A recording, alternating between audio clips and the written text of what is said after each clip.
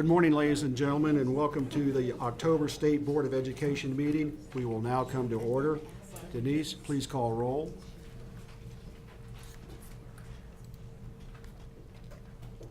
Lisa Fricke. Here. Patsy Ko-Johns. Here. Rachel Wise. Here. John Witzel. Here. Molly O'Halloran. Present.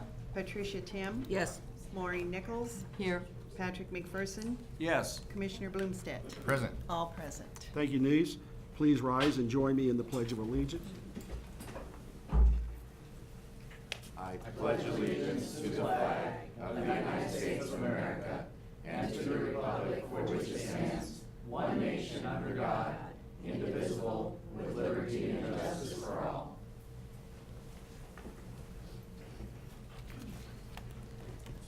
Information regarding the Open Meetings Act is posted on the east wall of this room on the south side of the door. Live web streaming will be available through the State Board of Education website. Board members, please engage your microphones before speaking and turn them off when you're done speaking. And please turn off all your cell phones. Thank you very much. Approval of the minutes. Is there a motion to approve the minutes of the September 6th through 7th, 2018 State Board of Education meeting? So move. Second. Is there any discussion?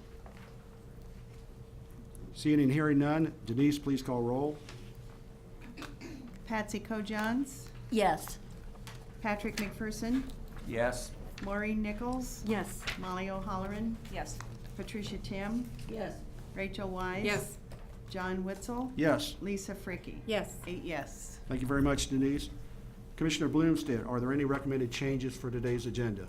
I don't have any recommended changes, but I thought it might be good to have Ryan come up and talk about the logistics of us moving into the retreat portion of the agenda today. So I'll have Ryan go ahead and do that so we're as well informed as we can be. So you'll notice, as we mentioned yesterday, that item 13 on today's agenda is an extended session or retreat on accountability and accreditation. And so once you've conducted all other business, then you'll go into a recess. You will not adjourn. You go into a recess. The president will determine amount of time for that, maybe 20 minutes, a half hour, whatever, for folks to get wrapped up here and be able to get across the street to the 1526K building. That is a state of Nebraska building. And we selected that location based on the room and the ability to configure small groups. And so you'll come back into session in there, that still being, of course, a public meeting. And we'll get started with that whenever you're done with your business here. When we were working with the president to design that time, it was not based on a start time because we couldn't ever know how long your other business would take.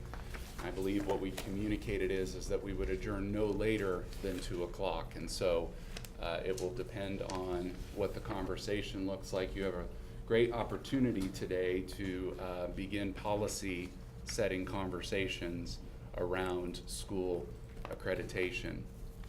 What we'll do then is when that recess is over, I'll be out in the hallway here in the lobby. And so if folks want to walk over together so you know where to go, and there will be some other staff there, so maybe we can go in a couple of groups, split folks up, and we'll show you where to go over there. When you get over there, you'll notice that there are different tables configured and your name is at a table. And so you can find your spot there. You shouldn't need a computer. Most of this will be discussion and conversation that Reg Lectie will facilitate.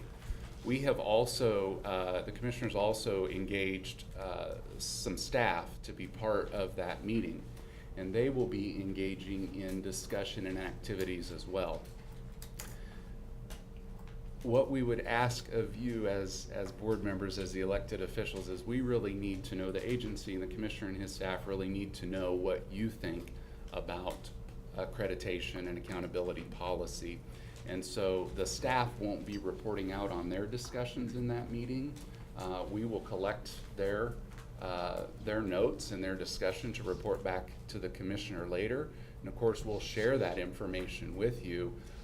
We really want to know and need to know what you believe about accreditation and accountability in that. And so what the format of this will look like is Reg will, and the commissioner will get things started. There's 3 discussion rounds, and so you'll rotate among your groups and mix up for each of those 3 discussion rounds. And there'll be some reporting back for each of those, and then a reflection at the end. What did we hear in this? And particularly for the commissioner to summarize some of that as well, and make sure that what you've communicated and thought about and talked about, that everybody's on the same page about that at the end. So questions about the logistics of the day?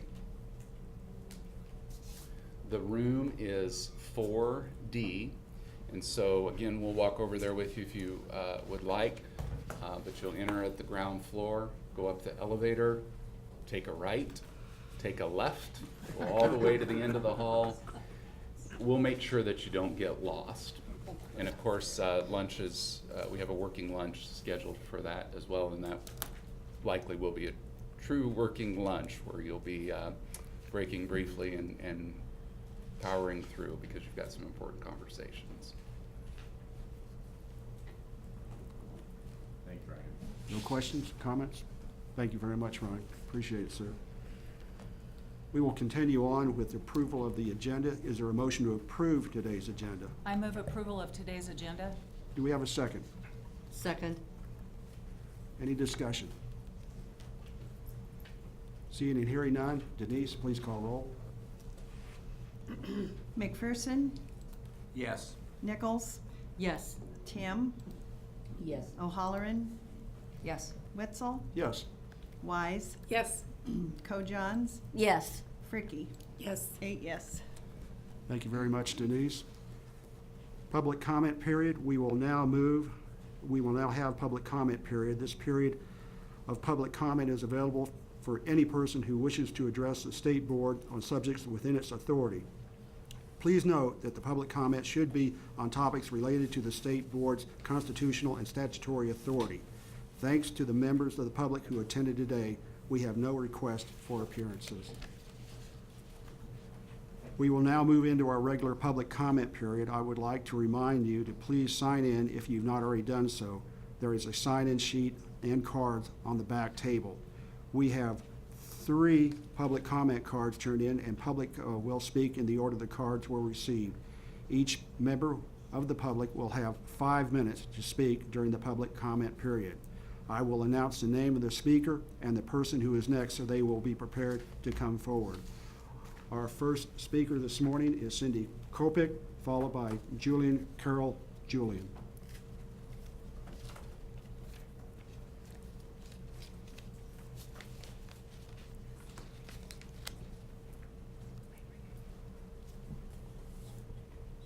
Good morning. My name is Cindy Kopich, and I work for the Nebraska State Education Association as Teaching and Learning Specialist. I would like to thank the board and NDE staff for ensuring that educators, community members, business owners, students, and parents can provide feedback through the online survey on the 2012 social studies standards as the next revision process takes place. As a former elected school board member myself, I know the challenge of engaging the community and gathering input. This is an important endeavor, and having information on the front page of the NDE website makes it easy for community members and parents to access the information and provide their feedback as the process of revision begins to move forward. As a parent of 2 LPS students myself, I was able to access the survey on the front page of the website, review the standards, answer questions, and provide input all within 15 minutes. It has been my experience that parents and community members engage in reviewing the content of standards in areas they are most passionate about. I believe more and more of us are recognizing the importance of social studies education as we move the pendulum from the retention of facts to the engagement of citizens in their communities. As we heard from Harris Payne yesterday, making historically significant events relevant to the lives of students is truly when optimal learning takes place. I am grateful that we have so many Nebraska educators that do this every day. I continue to be impressed with both the depth and rigor of the Nebraska standards, and I respect the revision process and the standards we set for what we want all Nebraska students to know and be able to do. NSEA will partner with NDE in order to get the word out regarding this opportunity for input from community partners. On behalf of more than 28,000 NSEA members, I thank you for making this community feedback initiative a focus and for ensuring professionals from the classroom are heavily involved in the standards revision process. Thank you. Thank you very much, ma'am. We will now have Carol Julian, followed by Rachel Pinkerton.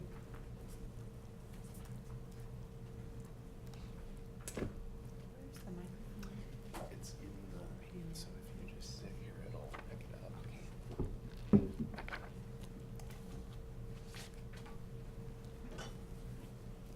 Good morning. My name is Carol Julian, and I am here this morning to talk to you about something that Laura McCormick was here last month, the first Friday of September, talking about the race riots of 1919. And so next year will be the 100-year observance of the race riots that were all across the nation. But Omaha was particularly affected because we had actually a mob rule lynching in downtown Omaha in front of the courthouse. And the handout this morning you will find very interesting. The gentleman that was lynched, his name was William Brown, and his cemetery plot is in Potter's Field. If any of you have the opportunity to get to Omaha and get to Potter's Field, I urge you to go and witness his gravestone. It's unbelievable. It's very moving. I thank Laura McCormick for bringing this to my attention, to all of our attention, because what happened on September 28th, 1919 was covered up. It was never made, the details, the facts were never made public. And it is interesting to me that my husband was born and raised in Omaha, Nebraska. He attended Clifton Hill Elementary School. He attended Benson High School. He attended Omaha University when it was a municipal university. He never knew anything about this. This is unconscionable. We need next year the Durham Museum. The second page of the handout is a picture of a meeting we had with Christy Jansen. She is the director of the Durham Museum. And some of you know Glenn Freeman. They are going to be working on, the Durham Museum is going to be working on an exhibit. And I give them credit for this. But we all need to make sure that things change in our schools, that this is included in Nebraska history. It is unconscionable that someone like my husband could come all the way through school and never, ever know about this. This was major. These race riots were all across the country, and Omaha was one of the worst. The mob that showed up at the Douglas County Courthouse and drugged this gentleman out of his cell, and he was only accused, falsely accused actually. The victim, so-called victim, recanted later. And there were hundreds and thousands of these people, and they also tried to lynch the mayor. The mayor only survived because somebody cut him down and took him to the hospital. And of course there was no TV in those days. It was easy to cover it up. The local newspaper glossed over it. And so anyway, I'm here today to ask you to educate yourself and the rest of Nebraska, the students in Nebraska. Thank you. Thank you, Ms. Julian. Thank you very much. Ms. Pinkerton?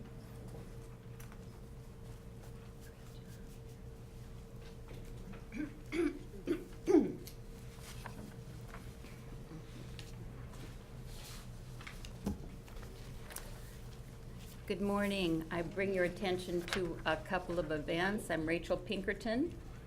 I'm excited to remind you, if you haven't heard, or tell you if you haven't heard, about the Nebraska Dyslexia Association Fall Celebration, Saturday, October 27th, 9 to 11, at the Phoenix Academy, 1110 North 66th Street in Omaha. And the topic, improving reading outcomes through implementation of evidence-based structured literacy supports. Dr. Edward Trumper, who actually represents your board on a body, he's going to be giving his talk that most of you have probably heard. And the keynote speaker is from, she's a UNL Research Associate Professor from the Nebraska Center for Research on Children, Youth, Families, and Schools.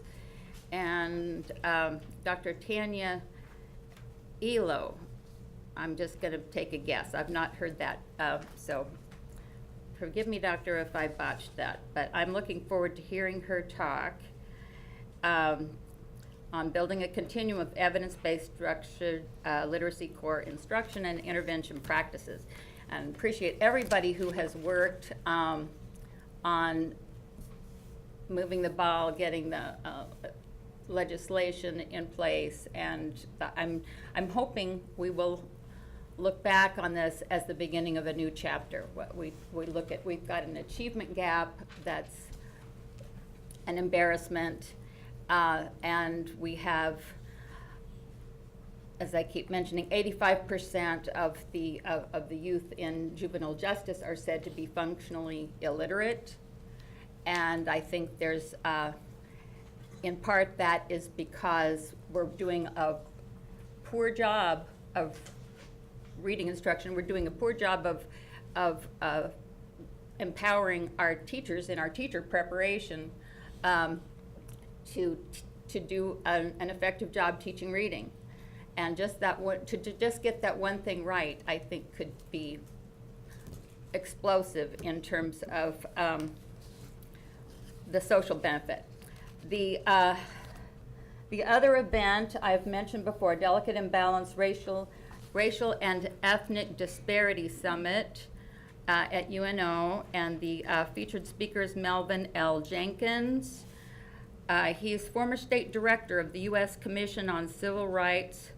He will discuss the state of disproportionate minority contact over the past 30 years, where we as a country are and as a community, and where we must go from here.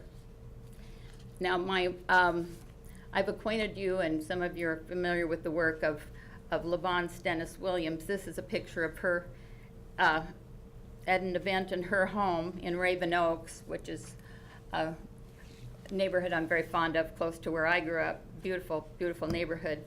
And she told us when we were at her house on Sunday that about her aunt being one of the early home builders out there, or she had a home built, but she had to have her boss buy the land for her, because as a black person she was not permitted to buy the land. I'm hoping, and I'll be looking as we go to our social studies standards, we really need to be more aware of our history, and not in a sense of just being objective and realizing there are ripple effects, and if we're going to heal, we need to face the reality of what our history is, as painful as that might be. And and speaking of facing painful facts, the disproportionate minority contact is a very uncomfortable reality, but quite a companion piece to the achievement gap academically. So I'm looking forward to being at this event. If you were to go online, I know I've mentioned it before and maybe you've signed up, but if you're to go online, it'll show that it's sold out. But I have been authorized to extend invitations to you. If you're interested, if you could contact Pat McPherson, and he will get you signed up. Thank you. Thank you, Ms. Pinkerton. Thank you very much, ma'am. Thank you. We will now move to the action items on today's agenda. Legislative Committee, Rachel, is there a motion on item 7.1.A? Yes, there is, and I move that the State Board adopt the legislative priorities for 2019 set forth in the attached document in Spark. Is there a second? Second. Any discussion? Seeing, hearing none. Denise, please call roll. Fricky, Yes. Co-Johns, Yes. Wise, Yes. Witzel, Yes. O'Halloran, Yes. Tim, Yes. Nichols, Yes. McPherson. Yes. 8 yes. Thank you very much. AQuest Student Success and Domain Committee meeting.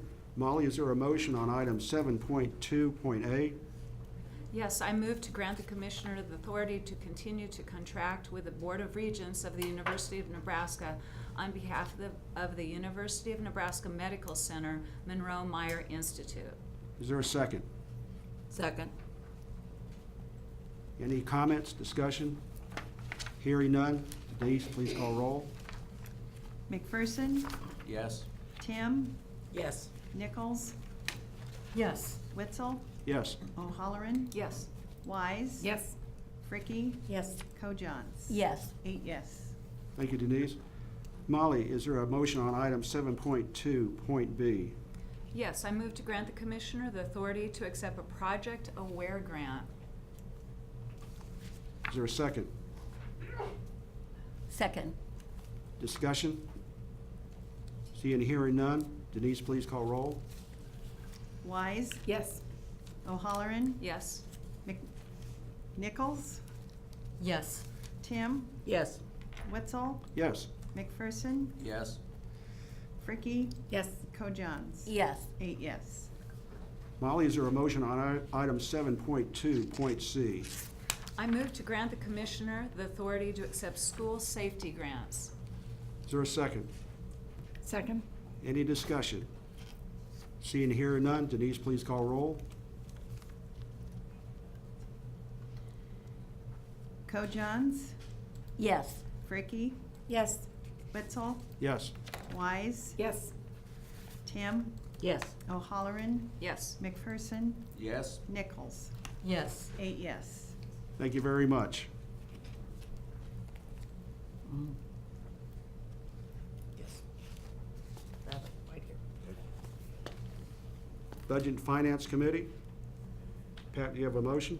Yes, I do. I move to authorize the Commissioner to submit the department's deficit budget request for 2018-19 on behalf of the State Board. Second. Second. Any discussion? Seeing and hearing none. Denise, please call roll. Witzel, Yes. Co-Johns, Yes. McPherson, Yes. Tim, Yes. Nichols, Yes. Fricky, Yes. Wise. Yes. O'Halloran. Yes. 8 yes. Thank you very much, Denise. Is there a motion to approve the consent agenda? I move to approve the consent agenda. Second. Any discussion? Seeing and hearing none, please call roll. Nichols, Yes. O'Halloran, Yes. Witzel, Yes. Wise, Yes. McPherson, Yes. Tim, Yes. Fricky, Yes. Co-Johns. Yes. 8 yes. Thank you very much, Denise. Board reports, dates, and discussion items. Is there a motion to approve meetings that took place in the past that were not previously approved for? John Witzel for attending the Voices of Children in Nebraska Spotlight Gala on September 28th, 2018. So moved. Is there a second?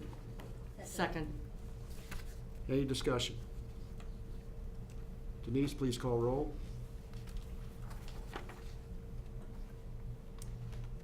Fricky, Yes. Co-Johns. Yes. Wise, Yes. Witzel, Abstain? O'Halloran, Yes. Tim, Yes. Nichols, Yes. McPherson. Yes. 7 yes, 1 abstain. Is there a motion to approve the future meetings participation? I move to approve the future meeting future meeting requests. Second. Second. Any Mr. discussion? Chairman, I have a comment. Go ahead. And for the record, please, for the record, 3 years ago, when I first had the opportunity to be on this board and look at attending a NASB national meeting, I was somewhat appalled when I was going to go until I found out that there were 7 other board members of our 8 board members going. After that, I started voting no, as many of you remember, on travel expenses until we had a travel policy. And we did adopt a travel policy that said no more than 2 people would go unless they were paid for by NASB. I understand that. But I want to say that it looks like a sham when we have 7 members going to this convention. Whether it's being paid partially by NASB or not, we pay dues to that organization. And whether we're getting some money from them for travel expenses, the optics of this, in the eyes of the average voter in Nebraska and the average citizen in Nebraska, is you've got 7 out of 8 members going to a convention at their taxpayer expense, regardless of where the money comes from. I think it makes our policy look like a sham. I could go to that. I was offered the opportunity to go. I may not be here next year. Why would I go if I don't know whether I'm going to be here next year? I think our policy looks like a sham, and the optics are terrible for this board to be sending 7 out of 8 board members to a national convention. It just doesn't make sense. Thank you, And Mr. my- McPherson. And that's the reason I will vote no. Thank you, Mr. McPherson. Any other discussion? Rachel? Yes, I feel very strongly about making a comment relative to that. Our responsibility to be prepared as state board members is critical. NASB is the only organization that we connect with like individuals that have the same responsibility that we have. And I'm very proud of this board for their engagement in NASB. We have board members giving time as non-paid members of this board, giving of their time to participate in committees, to learn from other states, to help move education forward in Nebraska by learning from what's happening around the country. And I think it's our responsibility to do so, and it's our obligation to the constituents that we have to be prepared. And so I understand, Pat, your viewpoint, and I understand your comments, and I think it's good that we do have a policy and we abide by that policy.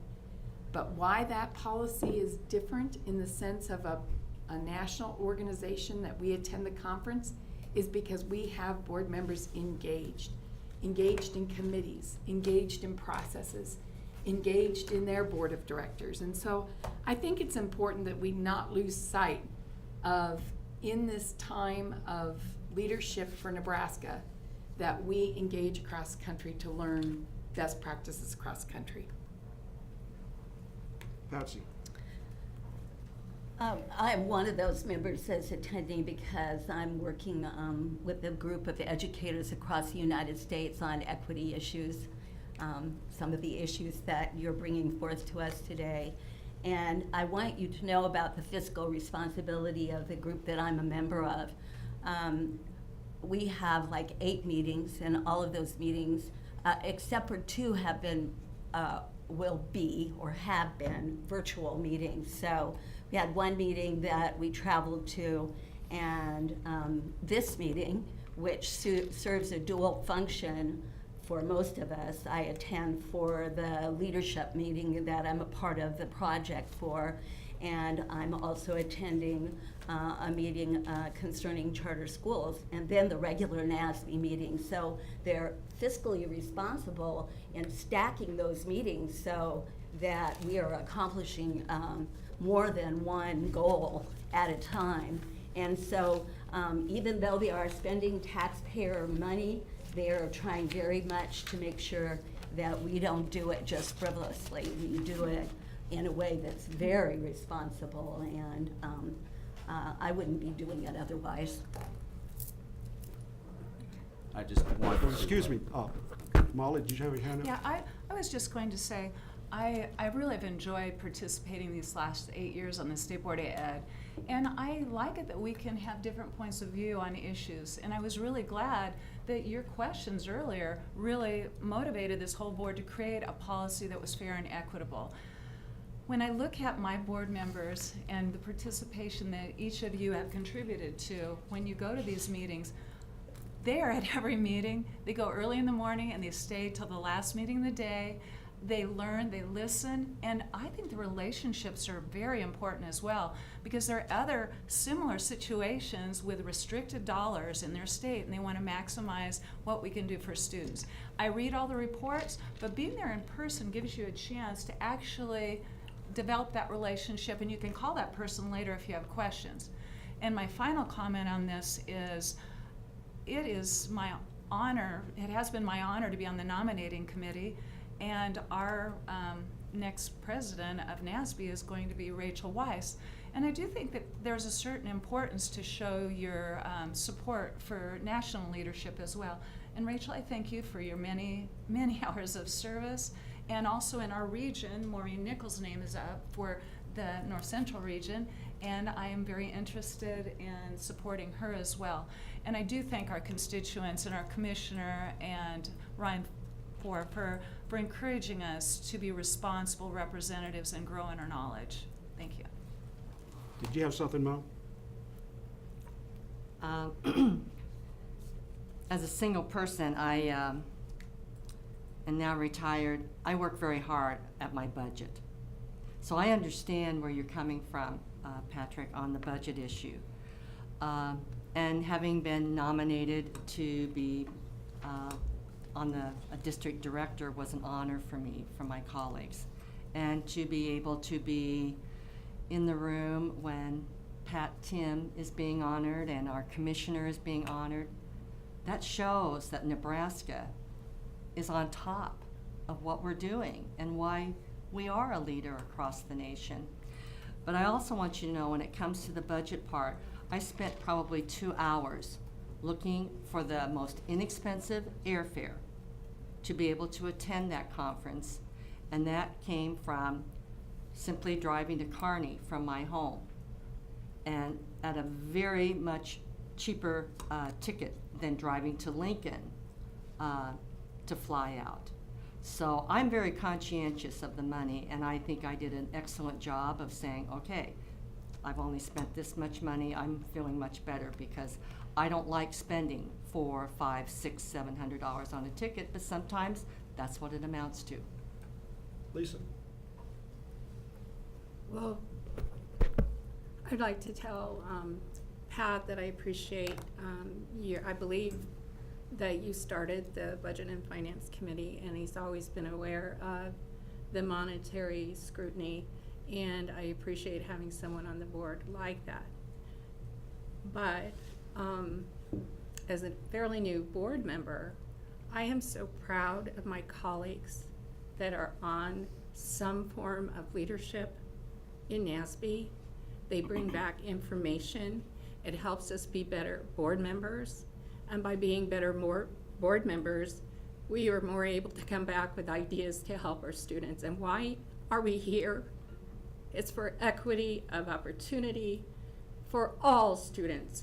And if there's an organization we can belong to help all students, and they pay quite a bit for our expenses, then we should do it. We have to keep the focus on our kids. And that's why I believe NASB helps us get where we need to go, and I believe Nebraska is contributing greatly to other states' knowledge of how things can be done. Thank you. Any other comments? Not at all unappreciative of the involvement of my fellow members on the NASB organization. I also am a legislative committee member of that board.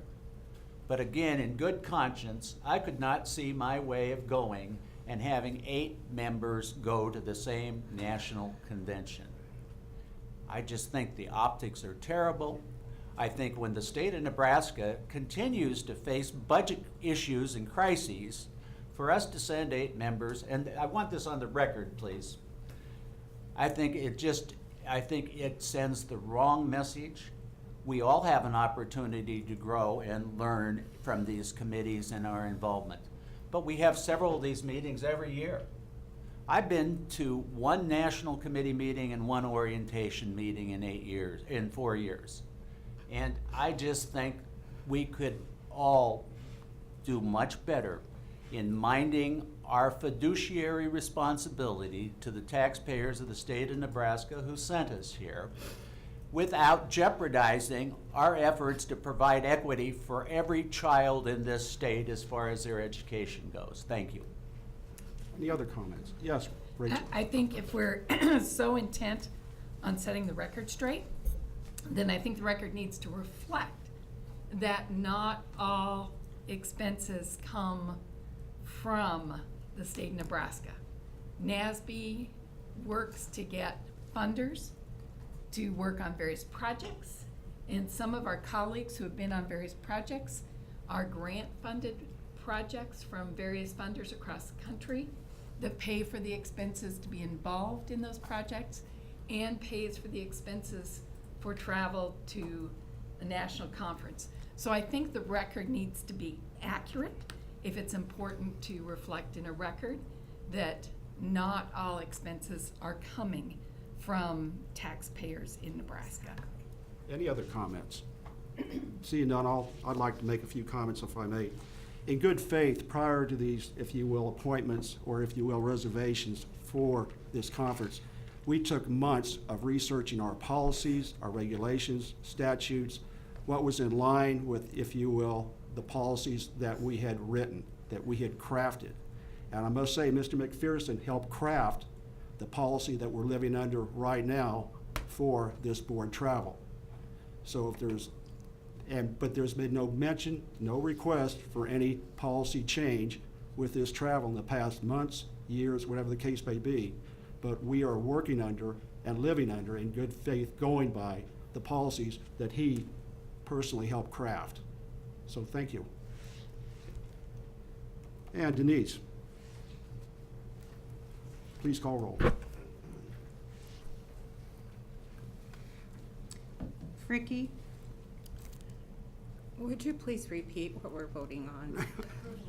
approval of meeting, future meeting participation. Yes.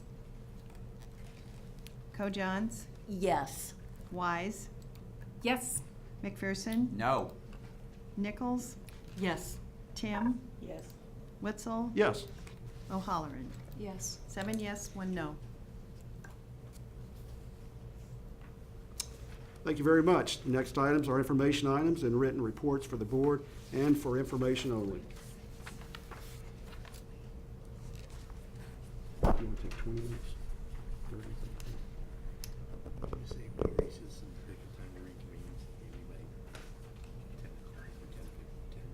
Okay. Very good.